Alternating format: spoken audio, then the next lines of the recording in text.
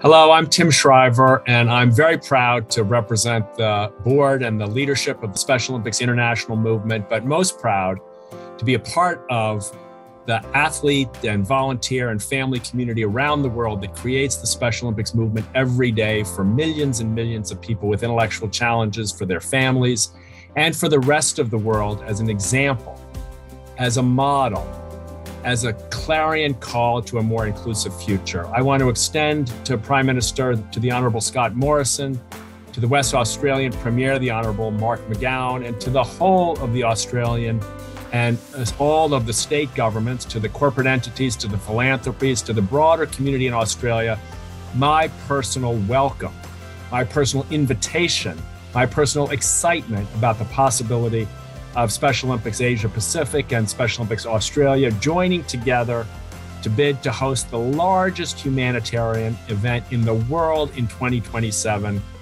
the Special Olympics World Summer Games.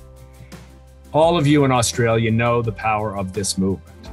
You know from your own athletes the urgency of inclusion, the urgency of creating a culture of welcome for people with intellectual and developmental challenges from the cradle to the grave. You know how important it is for our schools and our sports clubs, for our employers and our housing infrastructure to all be places where people are welcome. Nothing will make this message more clear, more powerfully understood, and more generally welcomed than the World Summer Games.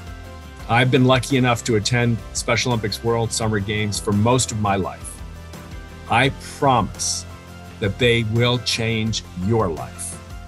There is nothing like bringing the world together through the voices of its most humble citizens. There is nothing like the joy of sport to transform perceptions of fear and prejudice and discrimination. There is nothing like the athlete who gives her or his all to the race, and regardless of all the odds, perseveres in the face of everything to do his or her best and stand at the finish line and on the medal stand, preparing to be decorated with gold or silver or bronze, or participation, brave regardless of the outcome.